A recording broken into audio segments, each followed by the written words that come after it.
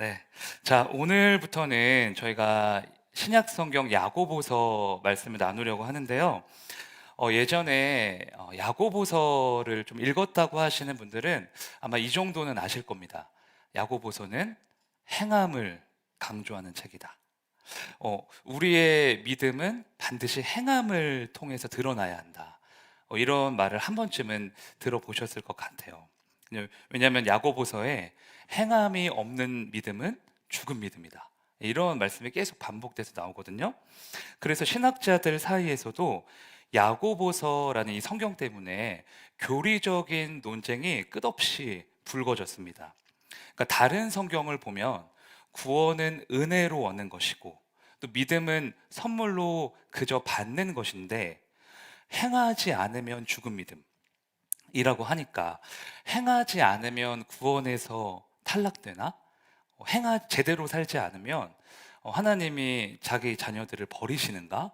약간 이런 문제 제기가 이제 시작이 된 거예요.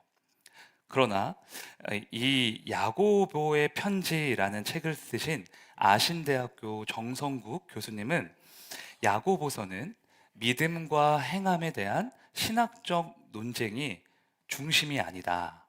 그게 초점이 아니다라고 말씀을 하십니다. 왜냐하면 이 사도 야고보는 이 편지의 서두에서 야고보서를 쓴 동기를 이렇게 밝히고 있기 때문이라는 거예요.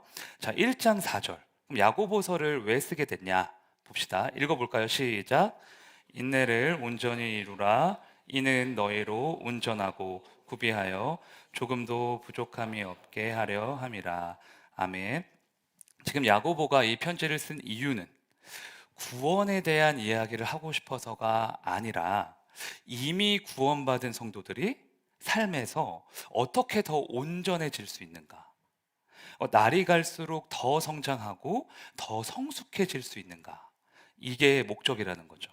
그러니까 즉, 구원에 대한 교리적인 논쟁이 핵심이 아니라 우리의 존재의 변화, 거룩한 삶의 형성에 초점을 맞추고 있다라는 겁니다.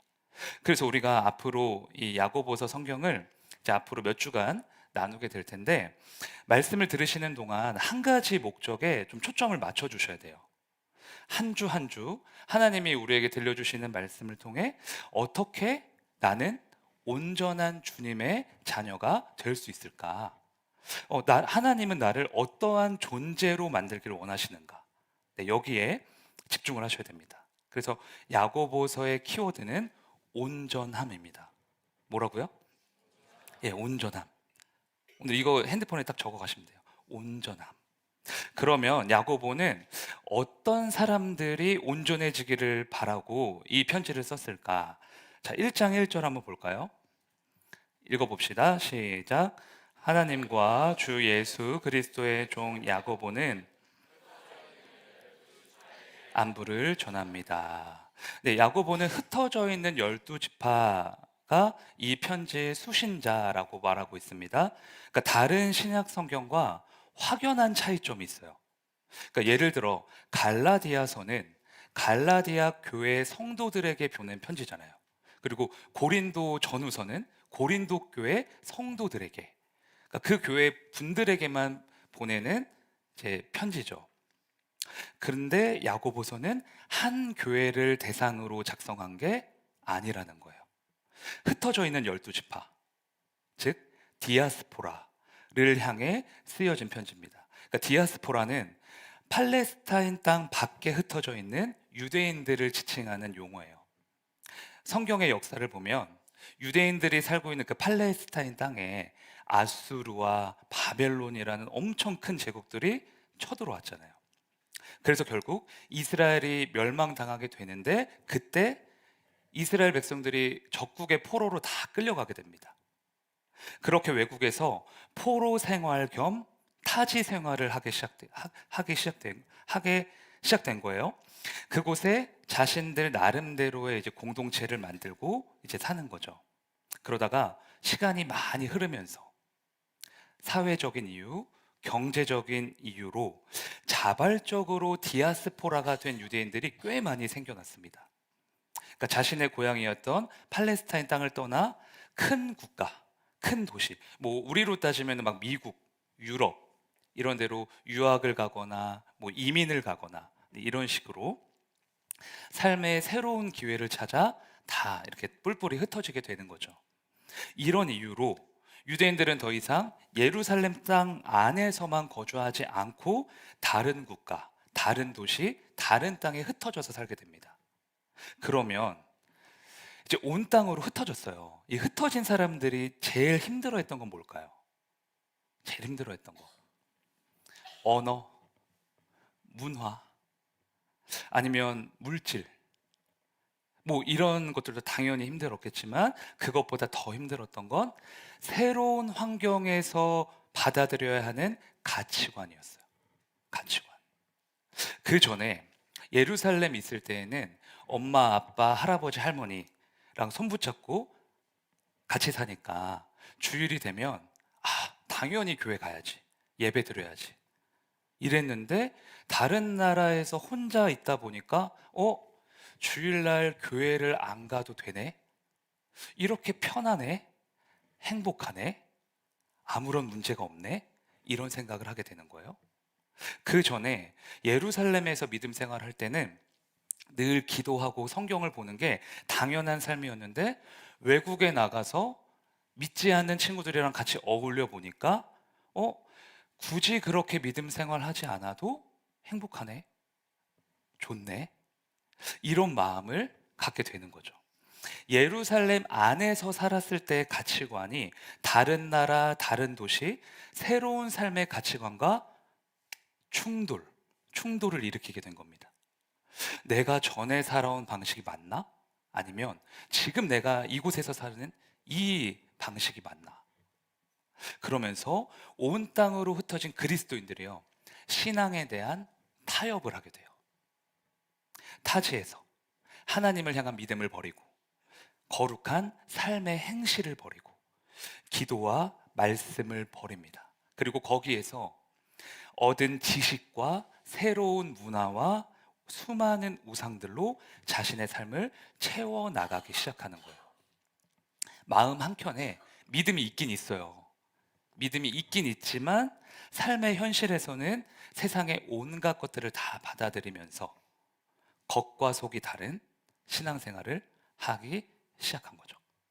그래서 바울이 온전함이라는 목적을 가지고 흩어진 디아스포라들에게, 흩어진 자신의 형제 자매들에게 편지를 쓴 거예요. 그 편지가 바로 야고보서다. 그래서 야고보서는 지금 저와 여러분의 삶에도 굉장히 적실성이 있는 하나님의 편지입니다. 왜?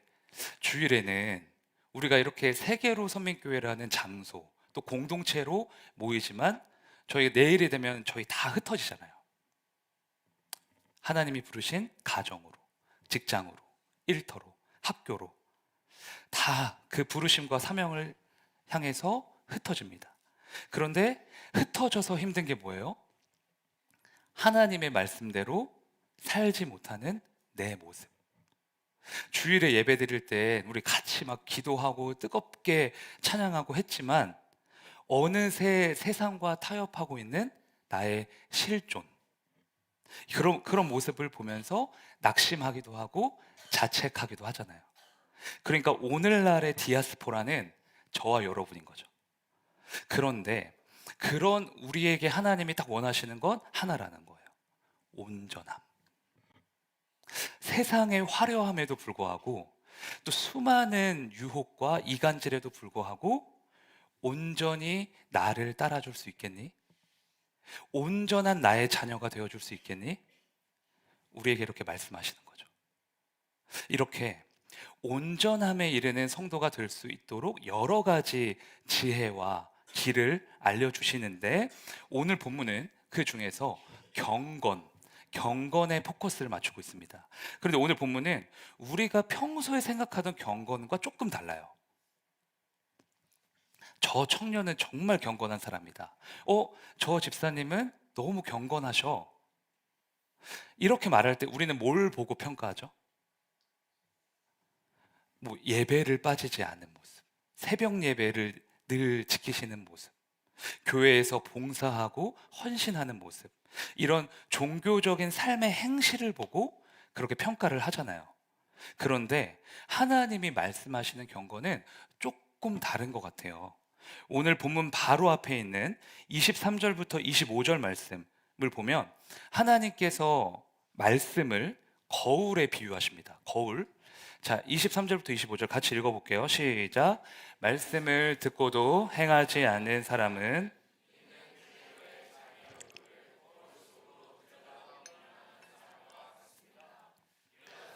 자기의 모습을 보고 떠나가서 그것이 어떠한지를 곧 잊어버리는 사람입니다.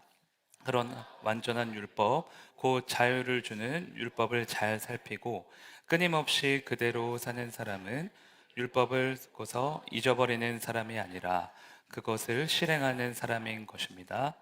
이런 사람은 그가 행한 일에 복을 받을 것입니다. 자, 이렇게 줄여서 말하면 말씀을 듣고도 행하지 않는 사람은 거울을 보고 아무것도 고치지 않는 사람과 같다. 그러니까 오늘 우리 예배드리러 올 때 다 거울 보고 오셨죠? 화장실에서 아니면 현관에서 다 거울 보고 오셨을 거예요. 얼굴 괜찮은지, 머리 스타일링이 잘 됐는지, 옷 매무새가 이상이 없는지 확인을 하는데 어딘가에 문제가 있으면 거울을 보고 바로 고치죠. 아, 이게 좀 잘못돼 있구나. 내 모습에 이상이 있는지 없는지, 문제가 없는지 거울을 통해 아는 거예요. 거울을 통해 잘못된 부분을 바로잡는 겁니다. 우리에게 주어지는 모든 하나님의 말씀이 이 역할을 해야 한다는 거죠. 거울처럼 나의 잘못된 부분을 밝히 비춰주고 깨닫게 해주고 또 바로잡아주는 중심의 역할, 그 기준의 역할을 해야 한다는 거예요. 그렇게 사는 사람이 바로 어떤 사람일까요? 경건한 사람이다. 그러니까 우리가 무언가를 열심히 하는 것도 중요해요. 하지만 기도와 말씀 시간 이런 것을 잘 지키는 것도 너무너무 중요해요. 하지만 그것보다 더 중요한 것은 하나님의 말씀을 통해 지금 내 삶이 통제되고 있는가? 내 삶의 주도권이 나의 생각과 감정이 아닌 하나님의 말씀에 있는가? 말씀으로 고쳐지고 말씀으로 방향이 바뀌고 있는가? 이게 더 중요하다는 겁니다. 그러니까 제 또래 세대이신 우리 남자 집사님들은 옛날에 그 동네에서 팽이치기 많이 하셨을 것 같아요. 많이 하셨나요? 네. 저만 했나요? 저는 어릴 때 동네에서 팽이치기를 정말 많이 했습니다. 좋아해서. 그래서 용돈을 타면은 문구점에 가서 새로 나온 팽이가 있어요. 항상 신제품이 나와요. 그럼 그거를 딱 사가지고 애들이랑 이제 그 거기 동네에서 팽이를 치는 거예요. 근데 팽이치기에서 이기는 방법이 뭐냐? 상대방 팽이에 꼬다리가 있어요. 꼬다리. 그 꼬다리를 날려버리면 돼요. 그럼 제가 이겨요. 그러니까 팽이의 줄을 단단히 이렇게 묶고 이렇게 이렇게 잡은 다음에 팔을 이렇게 해서 쫙 이렇게 돌리면은 팽이가 팍 날아가거든요. 근데 제 팽이가 친구 팽이 꼬다리, 그러니까 이 줄을 묶는 부분이죠. 여기 부분. 이 부분을 탁 맞추면은 그 꼬다리가 팍 날아가요. 그럼 친구 팽이가 딱 쓰러집니다. 그때 저는 쾌감을 느끼고 친구는 울면서 이제 집에 가요. 그래서 친구들이 저를 별로 안 좋아했어요. 제가 꼬다리를 되게 잘 맞춰가지고 쟤랑 붙으면 안 된다.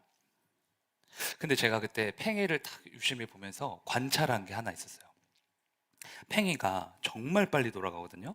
그리고 생각보다 잘 돌아요. 바람이 불어도 잘 돌고 거친 표면 위에서도 되게 잘 돌아가요. 근데 그 꼬다리, 그 팽이의 중심 축이죠. 그거를 탁 날리는 순간 바로 쓰러져요. 아, 이 팽이는 중심을 잃는 순간 바로 쓰러지는구나. 그 사실을 발견했어요. 근데 여러분, 우리의 지금의 삶도 생각해 보면요, 팽이랑 비슷해요. 굉장히 잘 도는 것 같고, 정신없이 빠르게 돌고 있고, 모든 것이 순탄해 보이지만 하나님의 말씀이라는 중심을 잃는 순간 바로 고꾸라집니다. 속절없이.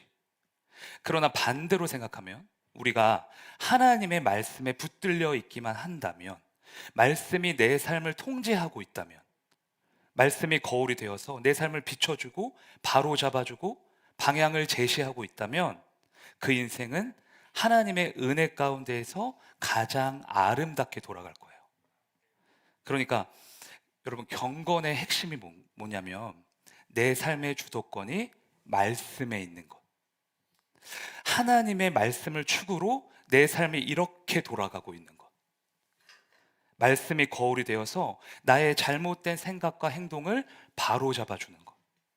그걸 의미한다는 거예요. 지난주에 어떤 남자 집사님이랑 잠깐 나눔하는 시간이 있었거든요. 근데 얘기를 들어보니까 회사에서 너무 힘드셨대요. 사람과의 관계 때문에. 그러니까 어딜 가나 사람 관계가 제일 힘들잖아요. 근데 집사님이 그렇게 힘들 때 뭘 하셨냐면, 출퇴근하시면서 저희 그 세계로 선민교회 유튜브 말씀 쇼츠 아시죠? 쇼츠를 계속 들으셨다는 거예요. 그래서 담임 목사님 말씀, 제가 했던 말씀, 뭐 심지어 지은 사모님이 했던 말씀까지 다 외우고 계시더라고요.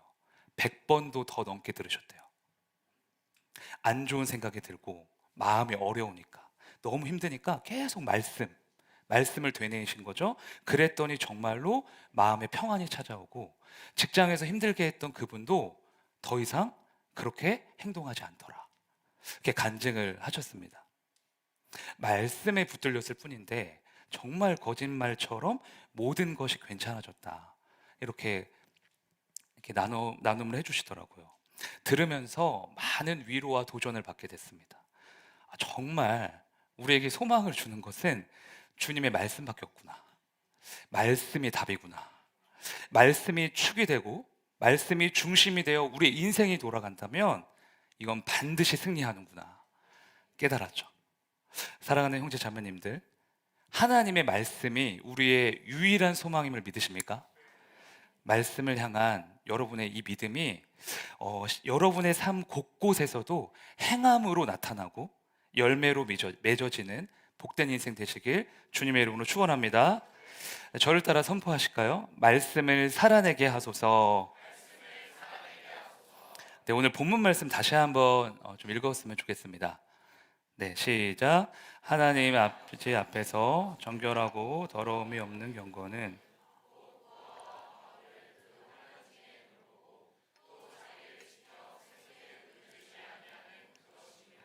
아멘.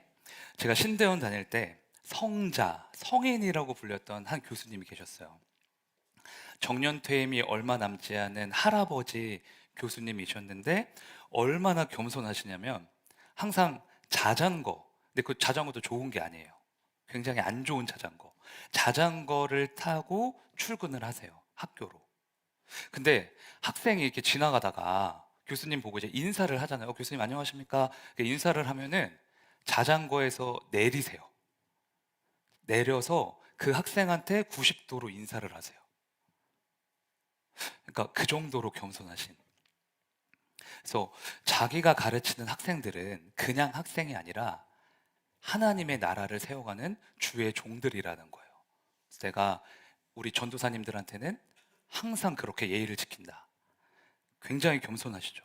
저희 뭐 아들뻘 되는 뭐 새파란 젊은이들인데, 근데 그 교수님이 어느 날 수업 시간에 딱 들어오셔가지고 수업 안 하시고 갑자기 학생들에게 질문을 하셨습니다.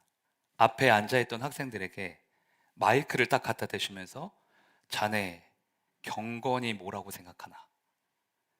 그러니까 이제 여기 있는 학생이 기도를 많이 하는 거죠. 그럼 자네는 성경을 많이 보는 겁니다. 그럼 자네는 좋은 교회를 세우는 겁니다. 다 틀렸다. 다 틀렸고 야고보서 1장 27절 이 말씀 펴라. 그리고 읽으셨어요. 그러면서 하나님이 원하시는 경건이 뭐냐? 고아와 가부, 즉 환난 중에 있는 가장 연약한 자와 함께 해주는 것이다. 그 사람을 돌봐주는 거다. 이렇게 말씀을 하시더라고요. 그래서 그날 이후로 경건에 대한 확실한 의미를 제가 배우게 됐습니다. 예배를 잘 드리고 기도 생활 잘하고 교회에서 수많은 봉사와 헌신을 하는 게 경건인 줄 알았는데, 그게 거룩한 삶의 전부인 줄 알았는데 그게 아니었던 거죠. 하나님께서는 참된 경건의 모습을 종교 행위에서 찾지 않으시고 삶의 실제적인 관계에서 찾고 계시는 거예요. 그렇다고 이게 뭐 예배와 기도와 뭐 종교 행위들이 다 중요하지 않다, 이런 말을 하는 건 아닙니다. 하나님은 이러한 종교 행위들이 무엇을 위해 존재하는가, 이걸 묻고 계시다는 거예요. 우리 모든 종교 행위는 첫째, 하나님을 사랑하고, 둘째, 이웃을 사랑하는 것으로 구현되어야 한다는 거죠. 우리가 하나님께 받은 사랑, 여기서 받은 은혜, 주님께 거저받은 생명과 물질과 시간, 이 모든 것들이 내 안에 고여 있지 않고 옆으로 지금 흘러가고 있는가? 밑으로 옆으로 자꾸만 퍼져가고 있는가? 그게 중요하다는 거예요. 그래서 여러분, 모태신앙인데도, 신앙생활을 꽤 오래 했음에도 연약한 사람에게 관심이 없다면, 나보다 더 어려운 사람을 돌보고 있지 않다면, 구체적으로는 나의 시간과 물질을 흘려보내지 않고 있다면 그 사람은 아직 경건의 온전함은 갖추지 못한 겁니다. 찬양을 열광적으로 드리고 방언 기도를 1시간씩 하고 교회에서 수많은 봉사와 헌신을 한다 할지라도 남에게 무관심하면, 죄송하지만 그분은 아직 반쪽짜리 신앙생활을 하고 있는 거예요. 그래서 여러분, 환대의 정신을 회복하셔야 됩니다. 어떤 정신이요? 환대의 정신. 성경에서 이 환대의 정신을 가진 사람이 누구였냐 하면은 놀랍게도 아브라함입니다. 우리가 아브라함을 믿음의 조상이라고만 알고 있는데 그렇지 않아요. 예수님처럼 나그네를 환대했던 사람이 아브라함이었어요. 어느 날 더운 대낮에 아브라함이 이렇게 앉아 있는데 건너편에 나그네 3명이 지나가는 걸 보게 됩니다. 이 3사람은 사실은 하나님이 보내신 천사였어요. 근데 아브라함은 몰라요. 아브라함은 진짜 나그네들인 줄 알아요. 그런데 아브라함이 그 나그네를 보자마자 버선발로 뛰어나가서 땅에 엎드려서 절을 합니다. 그리고 마실 물도 없는 광야에서 물을 떠다다가 자기 손으로 다 그 나그네들의 발을 씻겨줘요. 더러운 발을. 그런데 아브라함의 환대는 여기서 끝나지 않습니다. 창세기 18장 6절 7절 한번 보실까요? 아브라함이 뭘 하는지 시작.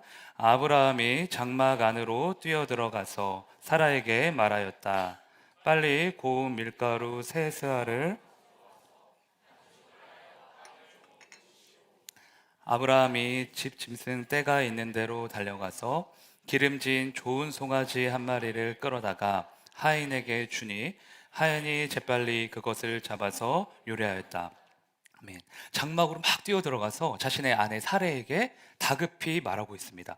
빨리 밀가루 3스아를 가져와서 빵을 구우라고, 그리고 기름진 좋은 송아지 한 마리를 잡아오라고. 지금이야 밀가루를 쉽게 구할 수 있지만 이때만 해도 중동 지방에서 밀가루는 진짜 귀한 재료였어요. 구할 수가 없습니다. 게다가 3스아에 해당하는 밀가루로 빵을 구우라고 했는데 한 스아의 그 밀가루의 양이요 무려 7.3리터예요. 그러니까 7.3 곱하기 3, 3스아니까 몇이에요? 화준 집사님, 이과 7.3 곱하기 3, 21.9, 22로 할게요. 네, 22. 약 22리터 정도가 돼요. 무게만 해도 13kg입니다. 제가 알아보니까 13kg의 이 밀가루는요, 밀전병 300개 정도를 만들 수 있는 양입니다. 밀전병 300개. 즉, 이거는 아브라함이랑 3사람이 먹을 수 있는 양이 아니에요. 그런데 여기에 뭐가 더 있었죠? 살진 송아지 한 마리. 이 당시 송아지 찜은 VIP 손님들에게만 대접하는 거거든요. 6개월 된 송아지가 약 250kg 정도가 됩니다. 거기서 뼈와 내장을 추려내고 살코기만 하면 150kg. 여러분 상상해 보세요.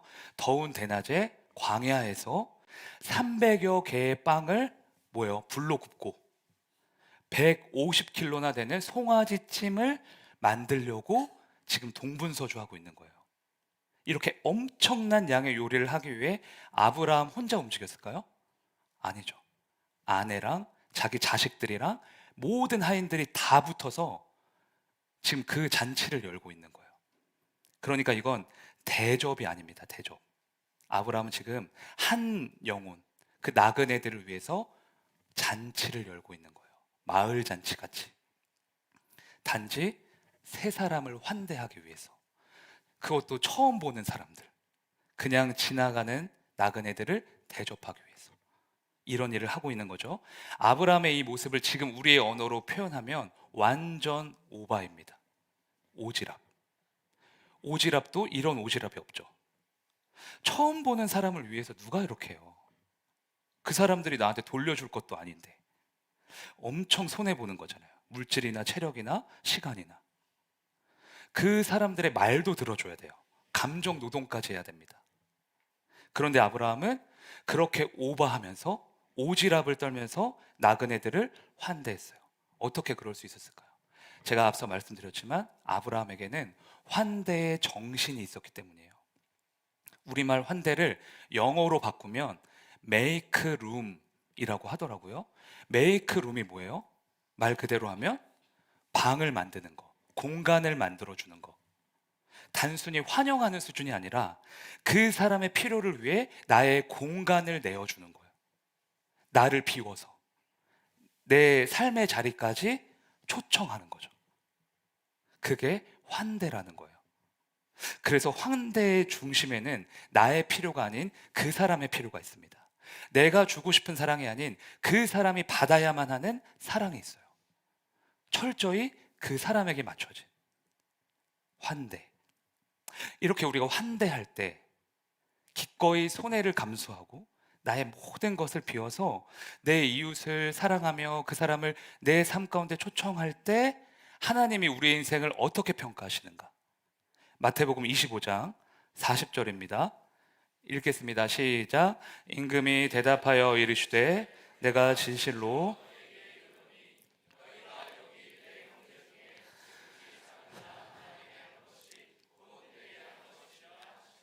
아멘. 지극히 작은 자에게 한 것이 바로 누군가에게 한 거래요? 나에게 한 것이라. 아브라함이 나그네들을 그렇게 환대했는데 사실 그 나그네들에게 베푼 사랑은 누구를 향한 것이었다는 거죠? 하나님. 우리 삶 속에서 마주하는 아주 작은 자, 아주 보잘것없는 사람, 아무도 돌봐주지 않는 사람, 그 사람을 환대하면 하나님이 그것을 다 나에게 한 것이다. 이렇게 받으신다는 거예요. 그러니까 우리의 환대는 이웃을 살리는 것에서 끝나지 않습니다. 하나님이 영광 받으시고 하나님이 가장 기뻐하시는 일이 되는 거예요. 이 땅에서는 죽어가는 영혼을 살리고 하늘에서는 하나님의 영광이 되는 거죠. 이것이 우리가 환대해야 하는 삶을 회복해야 하는 이유입니다. 다들 아시겠지만 지난주에 집사님, 권사님 몇 분이랑 우리 청년들이랑 연탄 봉사를 갔다 왔어요. 저희 공동체에서 처음 하는 봉사라서 사람이 별로 안 모이면 어떡하지? 내심 걱정이 있었습니다. 그런데 그런 우려가 무색하게도 30명이나 모여서 기쁜 마음으로 연탄 봉사를 하고 왔거든요. 근데 봉사하기 전에 그 직원분이 이런 말씀 하시더라고요. 연탄 한 장의 무게가 몇 킬로인지 아냐? 연탄 봉사 가신 분들 빼고 아시는 분. 그래서 제가 좀 아는 척 좀 하겠습니다. 3.65kg. 근데 사람의 체온이 뭐죠? 36.5. 그래서 이제 하시는 말씀이 이 한 장의 연탄이 한 사람의 마음을 따뜻하게 하고 한 사람의 체온을 높여주는 거라고 그렇게 이제 말씀을 하시더라고요. 그 말에 너무 감동을 받아가지고 와 진짜 나 열심히 해야겠다. 다 해야지. 해서 막 이렇게 올라가는데 언덕을 보니까 골고다 언덕이에요. 너무 높아. 이게 뭐지? 그래서 이렇게 열심히 했는데 거기에다가 효범이가 자꾸 사지개를 가지고 연탄 4장만 가지고 올라오는 거예요. 그래서 얘 뭐지? 나는 8장 들고 있는데, 근데 거기서 마음이 약간 이제 불편했습니다.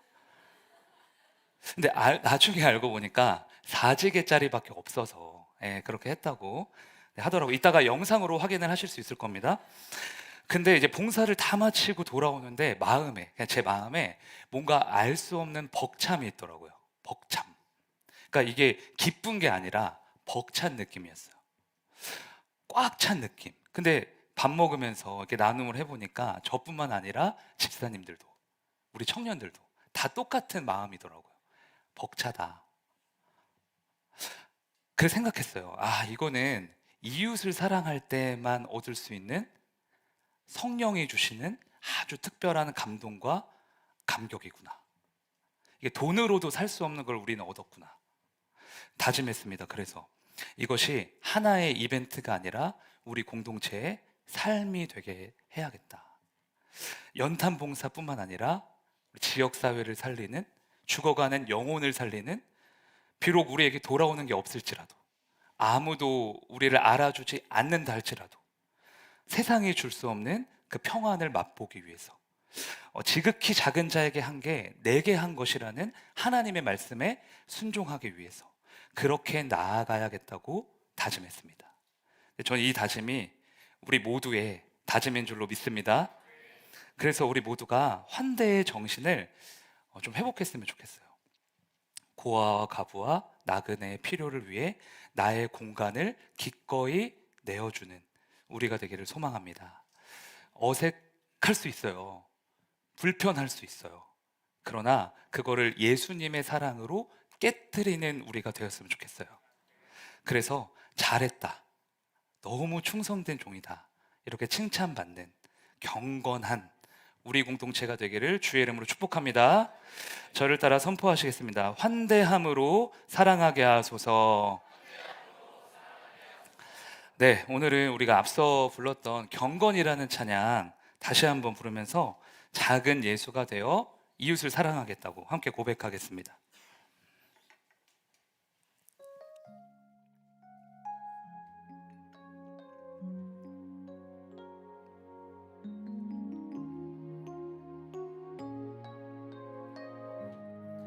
천국의 소망, 천국의 소망 품은 당신은 주님 앞에서 바로 당신은 그의 편지로 이 땅에 보내신 주의 손과 발 작은 예수.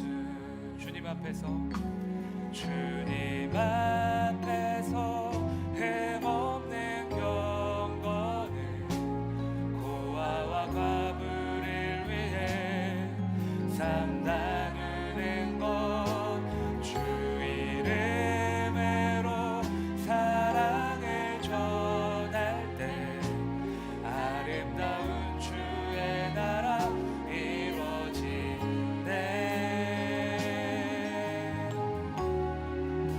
우리의 손은 예수님의 손, 우리의 얼굴 바로 주님 얼굴, 우리의 소유 모두 주님의 것, 이웃을 위해 맡기셨네. 주님 앞에서, 주님 앞에서 흠없는 경건을 고아와 과부를 위해 삶 나누는 것, 주 이름으로 사랑을 전할 때 아름다운 주의 나라 이루어지네. 우리 손을 뻗어서 같이 축복할 거예요. 옆 사람을. 우리의 손은 예수님의 손, 우리의 얼굴 바로 주님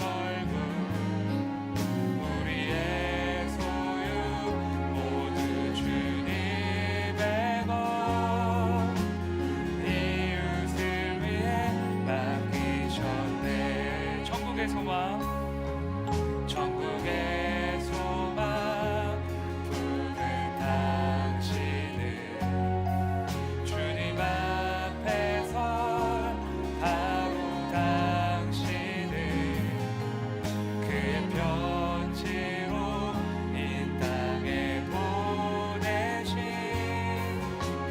주의 손과 발 작은 예수. 우리 주의 손과 발입니다. 주의 손과 발 작은 예수. 우리는 작은 예수입니다. 주의 손과 발 작은 예수. 오늘 주신 말씀 붙들고 함께 기도하겠습니다. 하나님 아버지, 말씀이 우리의 거울이 되게 하여 주시옵소서. 말씀이 축이 되게 하시고 말씀이 중심이 되게 하셔서 우리의 잘못된 방향을 바로잡게 하시고 우리가 가야 할 방향을 알게 하여 주시옵소서. 또한 주님, 환대의 정신을 회복하길 원합니다. 이제까지 나만 사랑했고 나만 우선했던 삶을 회개합니다.